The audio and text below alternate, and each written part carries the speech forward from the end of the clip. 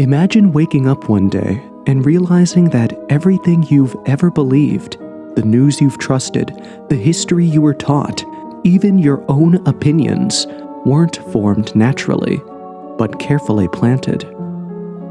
What if your thoughts weren't really your own? What if the stories you've relied on were scripted, not by journalists seeking the truth, but by an intelligence agency working in the shadows? This isn't fiction. This is Operation Mockingbird, the CIA's decades-long program to manipulate the media, shape public perception, and control the minds of an entire nation. And the scariest part? It never stopped.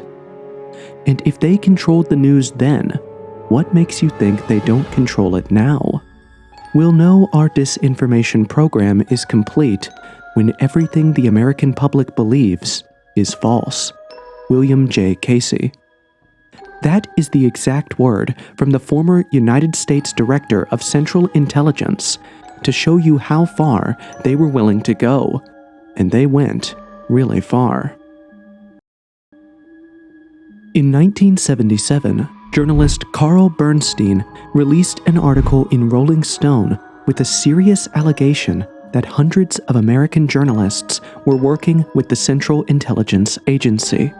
And that's me putting it nicely, because what was insinuated was that those journalists were on CIA payroll. They were working for the money or the influence given to them by the CIA, and not necessarily about the truth. This operation reportedly lasted decades and involved some of the most famous news companies in the United States, including the New York Times, CBS, and Time Inc. Bernstein's reporting was initially focused on journalists working abroad and how they were influencing things there. But worrisome suspicions quickly surfaced that the CIA could also be using reporters to spread propaganda across America and affect public opinion at home, just like it did in those foreign countries. And spoiler alert, Bernstein was right. Few spy operations have been as interesting and led to as much moral debate as Operation Mockingbird. The start of this secret project in the early years of the Cold War was a turning point when the lines between spying, propaganda, and journalism were not only blurred, but completely erased. Operation Mockingbird was a big secret operation that tried to change public opinion and the coverage of events in foreign and domestic media. But to understand Operation Mockingbird completely, we would have to start from the beginning.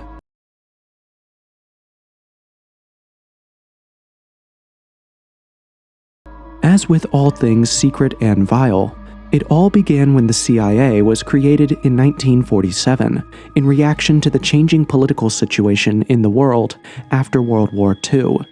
This time, there were big changes in the balance of power around the world. It was also the start of the Cold War, and the US was worried about the Soviet Union's growth and the spread of communism. So it knew it needed to improve its intelligence services right away. Because of this sense of urgency, the CIA was created as an organization that would be at the forefront of America's secret operations and gathering of information. But it wasn't until 1960 that Operation Mockingbird started becoming a full-blown reality, even though the seed for such a program was planted as far back as 1948. The 1960s were not just a period of revolution for the American media. They were also a time when people became more aware of the media's enormous power in affecting public opinion and political discourse. The rise of television emerging as a dominant force brought the world and its issues into America's living rooms, altering how news was received and perceived. Heck, it was because of the media that people were able to rally together and fight against the government's continuous push of soldiers to Vietnam. People saw how both the young and the old were dying for a policy that didn't warrant such deaths. They protested heavily against it, and the government finally gave in. That's how powerful the media is. Now, I cannot discuss Operation Mockingbird without acknowledging the pivotal roles played by certain CIA officials and media personnel. Allen Dulles, the CIA director at the time of the operation's inception, was instrumental in the creation of the operation and in orchestrating the strategies for media manipulation. Another key figure was Frank Wisner, often regarded as the mastermind behind the operation's tactics. Wisner was recruited and told to create an operation that concentrated on, and I quote, propaganda, economic warfare, preventative direct action, including sabotage, anti-sabotage, demolition and evacuation measures, subversion against hostile states, including assistance to underground resistance groups, and support of indigenous anti-communist elements in threatened countries of the free world. And from the looks of things, he over-delivered. By the early 1950s, Wisner owned respected members of the New York Times, Newsweek, CBS, and other communication vehicles. Key leaders at the CIA, such as Allen Dulles, the agency's director at the time, played critical roles in determining the course of Operation Mockingbird. It was under Dulles' leadership that the operation began to take shape, recruiting journalists from significant media organizations, leveraging contacts with media owners, and even influencing the content of cinemas and print media. The operation was more than just broadcasting pro-American or anti-communist content.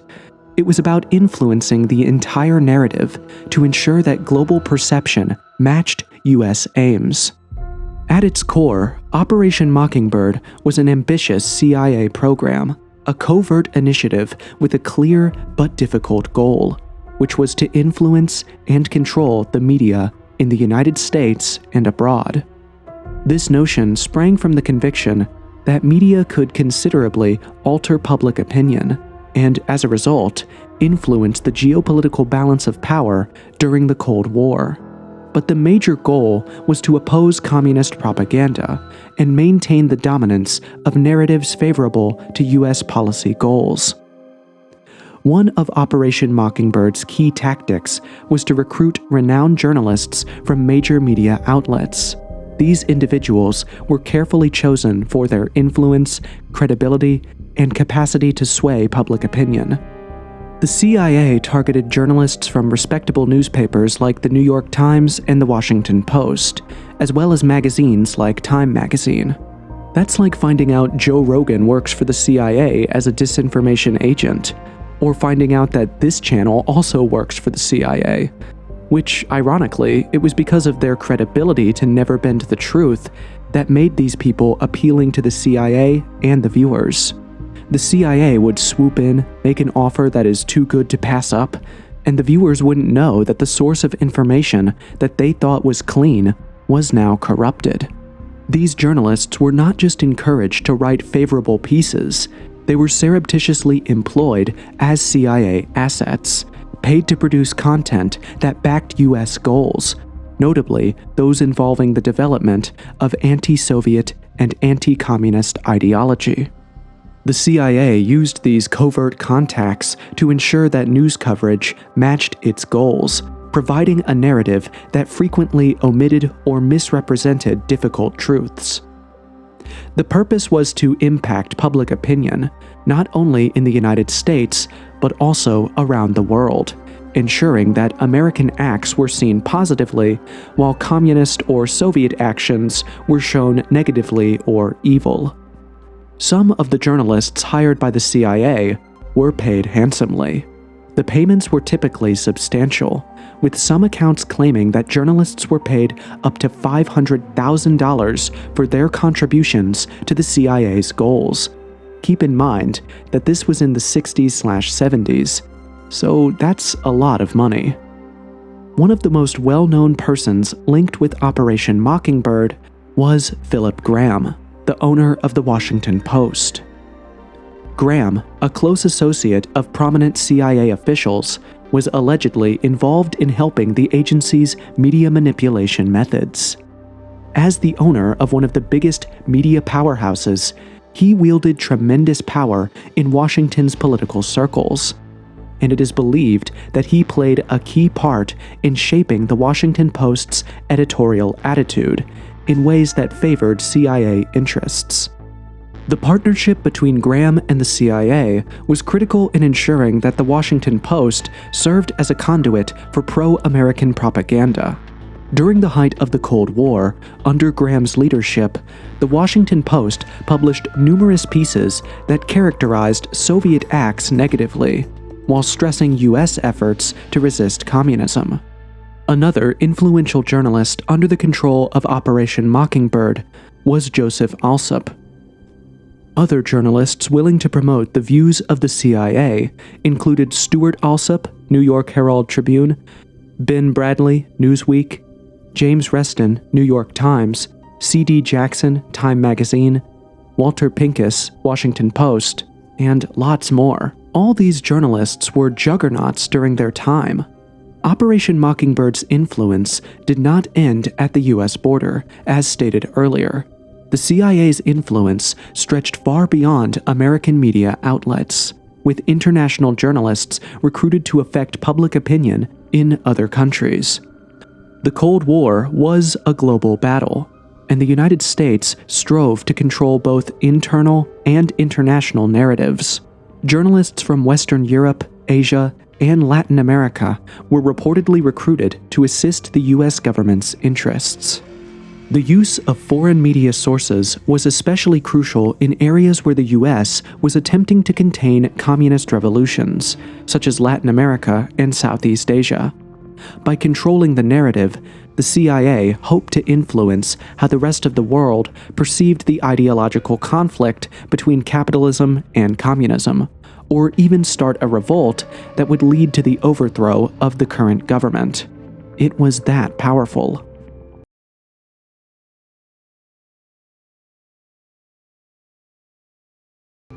To show you how effective Mockingbird was, this is one instance.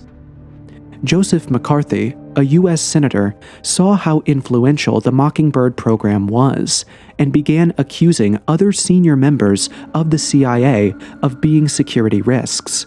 Now, full disclaimer, some say the accusation was all done out of jealousy, because he too wanted the same power, which, to be honest, I kind of agree with.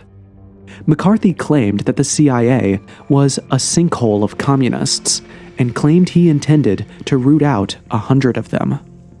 One of his first targets was this man, Cord Meyer, who was still working for Operation Mockingbird. Joseph accused him and ran a smear campaign against him. The FBI also added to the smear by announcing it was unwilling to give Meyer security clearance, and even opened an investigation into him. Back then, being called a communist was like being called a pedo. It was social suicide. If not for the CIA, Cord Meyer would have been finished. Luckily, the CIA backed Cord Meyer, came to his rescue, and prevented any FBI investigation into him. Joseph McCarthy thought he won with his smear campaign, but he did not realize what he was up against. Weeks after the event, Mockingbird was unleashed on him as a retaliation, and top influential writers of their time like Drew Pearson, Joe Alsop, Jack Anderson, and many more went into attack mode and destroyed every shred of reputation McCarthy had. McCarthy was permanently damaged by the press coverage orchestrated and never recovered. Another case study of Mockingbird was in Guatemala. Mockingbird was very active during the overthrow of Jacobo Arbenz in Guatemala. Stories that appeared too sympathetic towards the plight of Arbenz were censored, and only stories that promoted the hate of Jacobo were published, eventually leading to the overthrow of Jacobo. Henry Luce, one of the owners of a large media empire, boasted that he used his magazines and Operation Mockingbird to get Dwight D. Eisenhower elected as president, and the fact that in 1953 Eisenhower appointed Claire Booth Luce, his wife, as ambassador to Italy, making her the first American woman ambassador to a major country, means he was not joking. In such, it was also used in the JFK assassination. The Zapruder film, which is one of the most important pieces of footage of the assassination, was purchased by Charles Douglas Jackson on behalf of the same Henry Luce, a well-known and proud associate of Operation Mockingbird. And it didn't stop there. Soon after the assassination, Charles Douglas Jackson also successfully negotiated with the wife of Lee Harvey Oswald, Marina Oswald, to get the exclusive rights to her story. Well, if you've never heard of her story, it's because the story never appeared in print. Everyone involved in the story all worked for the CIA, and in turn, Operation Mockingbird. Peter Dale Scott argues in his book, Deep Politics and the Death of JFK, that Jackson, at the urging of Alan Dulles, employed Isaac Don Levine, a veteran CIA publicist, to ghostwrite Marina's story, which, as we now know, never appeared in print. This would have covered up any loose ends, should there be any.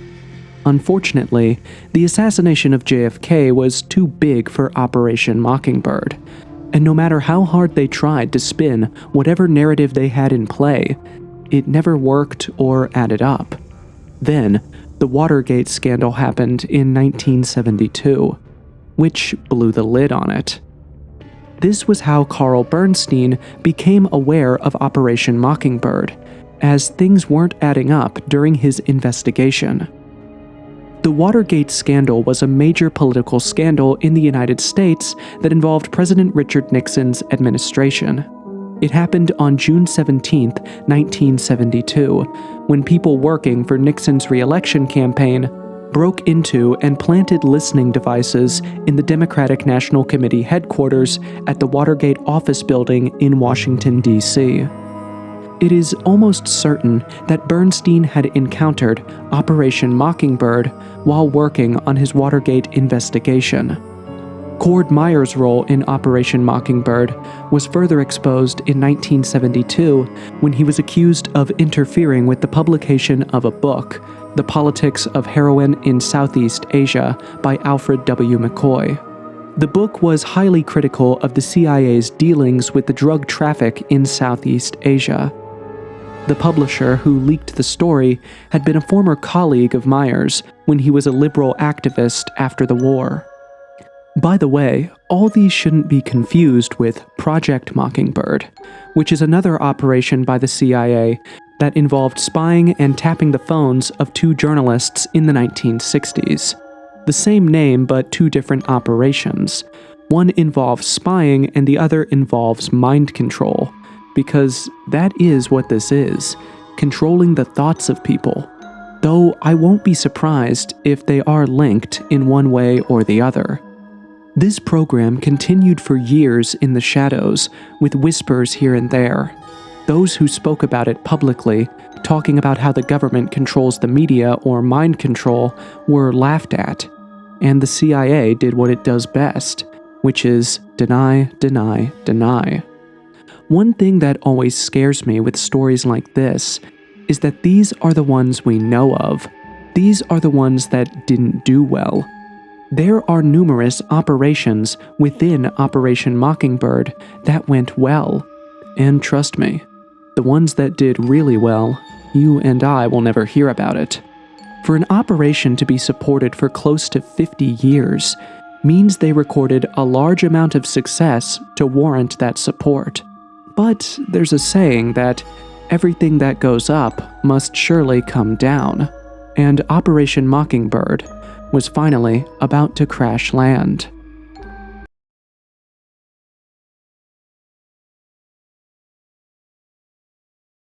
Despite decades of secrecy, Operation Mockingbird was finally revealed in the mid-1970s. The Church Committee, named after Senator Frank Church, was formed to investigate CIA operations and uncover secret programs that infringed on American citizens' rights. During the hearings, the CIA's relationship with journalists was uncovered, and Operation Mockingbird was publicly recognized as one of the agency's most influential yet contentious covert programs. The Church Committee's conclusions revealed a troubling picture of government meddling in the press, causing public indignation and raising major worries about the media's integrity. Frank argued that misinforming the world costs American taxpayers an estimated $265 million a year as of the 50s to 70s, so by today's standards, adjusting for inflation, that's a minimum of $2 billion. Frank Church showed that it was CIA policy to use clandestine handling of journalists and authors to get information published initially in the foreign media in order to get it decimated in the United States. Church goes on to report that over 1,000 books were produced, subsidized, or sponsored by the CIA before the end of 1967. All these books eventually found their way into the American marketplace, either in their original form or repackaged as articles for American newspapers and magazines. In another document published in 1961, the chief of the agency's propaganda unit wrote, "The advantage of our direct contact with the author is that we can acquaint him in great detail with our intentions, that we can provide him with whatever material we want him to include, and that we can check the manuscript at every stage. The agency must make sure the actual manuscript will correspond with our operational and propagandistic intention." Church pointed out that this was probably only the tip of the iceberg, because the CIA refused to provide the names of its media agents or the names of media organizations with which they are connected, which means the actual damage could be bigger than anyone could imagine, and worldwide too. In such, the damage was so impactful that the tainted information would end up getting to an unknown American agent or soldier, and he would be acting on the basis of the wrong intel planted by his own very government. For instance, in 1965, the CIA fabricated a story about weapon shipments sent by sea to the Viet Cong in a CIA effort to prove foreign support for the Viet Cong. The CIA took tons of communist-made weapons from its own warehouses, loaded them on a Vietnamese coastal vessel, faked a firefight, and then called in Western reporters to prove North Vietnamese aid to the Viet Cong. The story got picked up by other news sources and went viral, so much so that the Marines thought it was a major actual issue and later began to patrol the coast to intercept reported contraband of the type earlier found.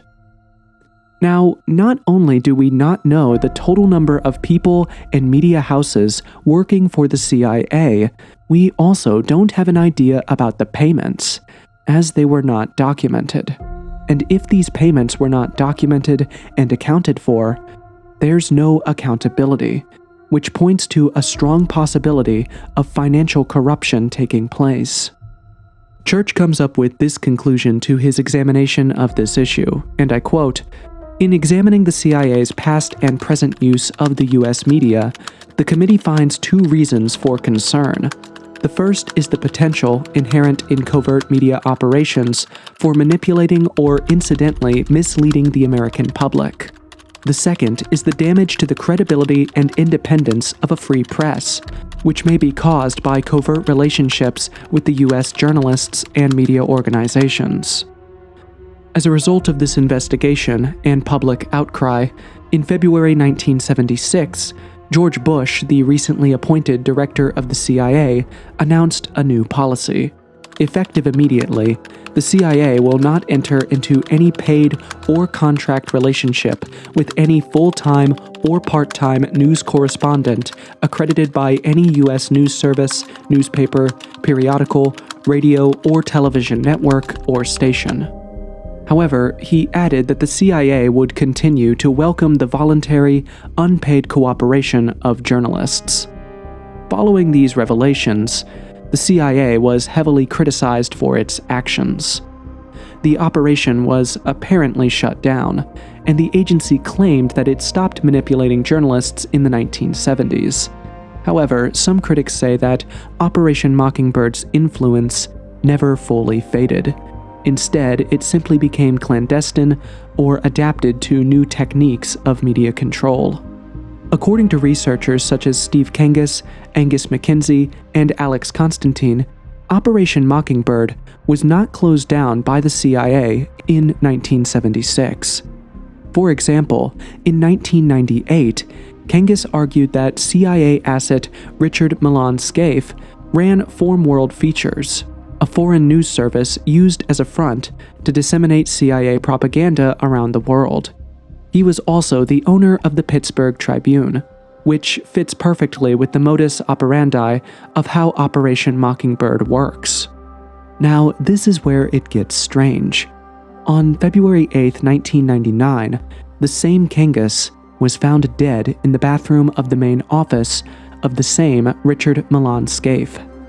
He had been shot in the head. His death was officially ruled as suicide, but some people believe he was murdered. Now, you might be asking, why do people think he was murdered? Well, for starters, the police report says the gun wound was to the left of his head, while the autopsy reported a wound on the roof of his mouth. Secondly, the hard drive on his computer was completely erased shortly after his death. And lastly, Scaife assigned his #1 private detective to look into Kangas's past. And let's also take into account that somehow his #1 critic just shows up at his office and conveniently kills himself. Kangas probably knew something and had proof to show that Operation Mockingbird was never shut down. And it gets even worse, because I'm about to prove to you that Kangas was right about it all. Operation Mockingbird is still very much in operation.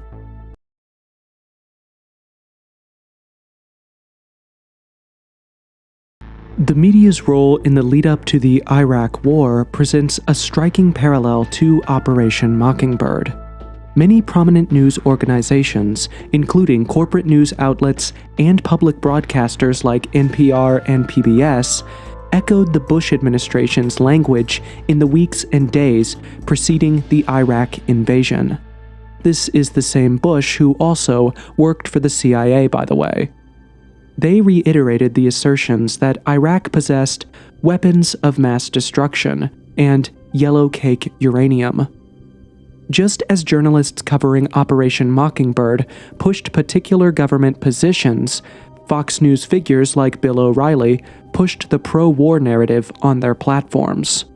The widespread media complicity not only influenced public opinion to support the war, but also had dire consequences, leading to loss of lives, financial costs, and damaged global reputation. It's not just the newspapers or newsrooms that are affected, even Hollywood is. Most spy thrillers you watch have to go through a certain checklist to be approved. In the mid-1990s, a man named Chase Brandon, an operations officer for the CIA who acts as a consultant to Hollywood, confirmed this. Brandon's film credits include The Recruit, The Sum of All Fears, Enemy of the State, Bad Company, and In the Company of Spies. He has consulted for television programs, including The Agency and Alias. He has appeared on Discovery, History Channel, and PBS, and has been interviewed on several nighttime programs. Your spy movie has to go through him to be credited. Take, for example, the original pilot episode of the series The Agency. In it, the spy masters stopped a terrorist group backed by bin Laden from planning to blow up a made-up Harrods. Apparently, if such an episode had been shown, it might have shown how unsuccessful the real CIA was in stopping the World Trade Center attacks. Brandon said that the agency would not support the movie Spy Game, which stars Robert Redford and Brad Pitt. Brandon said that the final rewrite showed our senior management in an insensitive light, and we just wouldn't want to be a part of that kind of project. He also didn't give his approval to 24, a Fox show about a made-up intelligence agency called CTU that also suggests all is not well in the company's upper echelons. And same with the smash hit The Bourne Identity. It's like every movie he opposed did so well for the reasons he didn't like, which was painting the CIA in a bad light. At least now it's better. It used to be the case that if a movie explicitly condemned CIA actions, the studios could be counted on to bury it, and the movies would remove certain scenes that paint the CIA in a bad light, or the movie would never be made. In 2012, Tricia Jenkins released a book, The CIA in Hollywood: How the Agency Shapes Film and Television, at manipulating its public image through entertainment media since the 1990s. The book explains that the CIA has used motion pictures to boost recruitment, mitigate public affairs disasters, bolster its own image, and even intimidate terrorists through disinformation campaigns. And all this still very much happens today, making it harder to know what is true and what isn't. We can't trust anything we hear or see, making our world a scary, troubling place to live in. Not only do countless documents get classified annually, but mainstream media outlets routinely disseminate false information and fake news. Platforms such as Google and Facebook are increasingly filtering content and making decisions about what is real and fake for users. This trend of internet censorship is becoming increasingly common. For instance, it was recently shown that Google's contractors do in fact censor material, specifically that which is offered by alternative media outlets rather than mainstream media. I even suspect this very channel is suffering from a YouTube shadow ban. We used to get about 2 million views a month, and that's when we were posting on debunked UFO stories or mysteries. Then we did a video about the JFK assassination once, just once, and we barely scratch 50K views now. It's really crazy, and please do help us trick and beat the shadow ban and algorithm by subscribing, commenting, liking, and sharing. Because it's not a matter of if this is real or not. It is true. This is how they control your thoughts or mind. Famous journalists and newscasters Cheryl Atkinson and Amber Leon have come clean about their connections to political, corporate, and other special interest groups' funding of political campaigns and other issues, as well as their regular payments from both the US and foreign governments to report on specific events in a biased and distorted light. This one became my favorite when Jim Carrey did this live on Jimmy Kimmel's show. Talk show hosts, people on television, people in sitcoms have been hired by the government to throw you off the track. By the way, those laughs were added post-production. No one in the audience was actually laughing.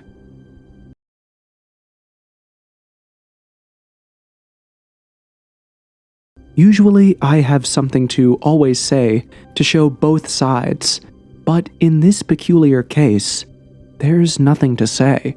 The only plausible reason I can think of for Operation Mockingbird is that it was created during a warring period. Communism was spreading, or at least the US was afraid that communism was spreading faster than they liked. And the Soviets, as well as their allies, were strong with the communism propaganda. It was everywhere. Schools, movies, on the TV, posters and flyers on the street. The communist government controlled everything the people saw, and as a result, could also control whatever narrative it chose. Their propaganda was so strong that some people in the US left the US and traveled to the Soviet to live in the utopia the Soviets preached about in their message. The message of equality, respect, and a good, honest job. Even some people from the UK also fell for the propaganda. Of course, when they got there, their passports were seized and they were sent to labor camps, where they spent the rest of their lives working the fields until their very last breath, while Russian agents were then sent to the West using these passports to infiltrate certain offices. So when you put this together, you start to see the reason for Operation Mockingbird. It was a sort of way to counter and combat the Soviets' propaganda, fighting fire with fire.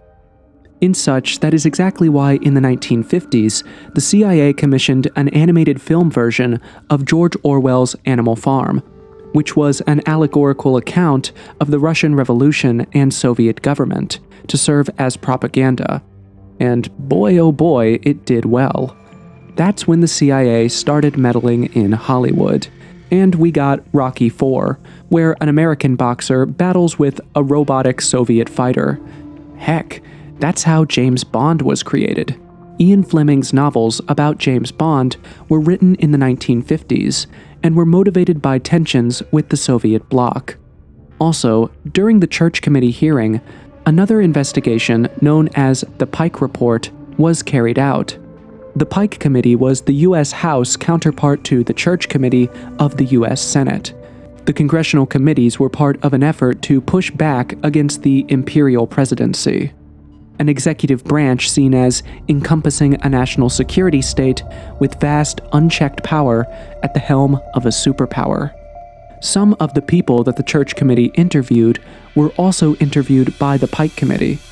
While the Church Committee thought that the CIA was mostly to blame for illegal and embarrassing secret actions like killing foreign political leaders, the Pike Committee, on the other hand, saw strong proof that such actions were ordered by the president's office. The CIA does not go galloping off conducting operations by itself. The major things which are done are not done unilaterally by the CIA without approval from higher up the line. We did find evidence upon evidence upon evidence where the CIA said, "No, don't do it." The State Department of the White House said, "We're going to do it." The CIA never did anything the White House didn't want. Sometimes they didn't want to do what they did. So it's not just the CIA, it's everyone involved. And once again, this was during the Cold War, so I understand, but does it still justify the continued watch, even now? It is said that Operation Mockingbird ended after the meetings of the Church Committee, but there are strong signs that the CIA's control over the media did not go away. The ways that things were done during the Cold War may have changed as the media has changed, especially with the rise of the internet and social media. I mean, there are many new and different ways to get information out there now, but the basic ideas behind media influence are still being used, albeit in more sneaky ways. In such, that's why most people think that's one of the reasons for the TikTok ban, because they couldn't fully control the flow of information. Mark Zuckerberg came out to talk about how he was treated and threatened when he wanted to run Facebook freely, without censoring information, just a free platform for everyone to air their views. And all of a sudden, they came down on him hard, and he suddenly became responsible for someone's action that he didn't even know existed. Now, I'm not pro-Mark. He sanctioned some nasty things too. But I'm just showing you how easily they influence information. It's possible that the CIA has moved on from using journalists and the media to change public opinion to using other types of covert control. Many people often say that social media sites and online news outlets are new places where information warfare can happen in this age of digital media. These days, propaganda can be spread through algorithms, social media bots, influencers, online ads, and even fake stories. They can be used to change people's minds in a way similar to how Operation Mockingbird did. Even though the tools have changed, the goals have not, which is to change political storylines and shape public opinion. And the sad thing is that we will never know until decades later, when the effect is already in too deep that the revelation wouldn't do anything negative to them, and we will be so reliant on the tools that there won't be an outrage. Because Mockingbird was once thought to be a myth in its day, and the CIA also denied such a thing happened. The critics believed the CIA and also dismissed such a notion because it's impossible for anyone or agency to own all these big newspapers and media houses in America. The money and influence one would need to start and maintain such a relationship would be astronomical. That's what the critics of the tinfoil hats thought, until the CIA released the files to show that they were wrong. And another scary part of this is that what the CIA released was whatever they tagged as okay and wouldn't cause harm to them, because there are still thousands of pages on Operation Mockingbird that are still locked away in the CIA vault. And despite multiple people using the Freedom of Information Act to request these files, the CIA has refused to release them. For example, and I'm just making a baseless example, the CIA would never release any file saying they assassinated JFK, no matter what. So whatever's been released to the public are files that would do no damage to them, which is why they usually release the files 50 years later, when the people affected are either dead, old, or have moved on. The exact scale of Operation Mockingbird remains a subject of debate and investigation. However, it is widely acknowledged that the operation had a significant impact on media content during its active years, and I still believe it does. I will leave you with the saying from U.S. Senator Rand Paul, who said it well: "The U.S. government is the greatest propagator of disinformation in the history of the world." And if you still don't believe how you're being controlled, then maybe this video on JFK's assassination will convince you.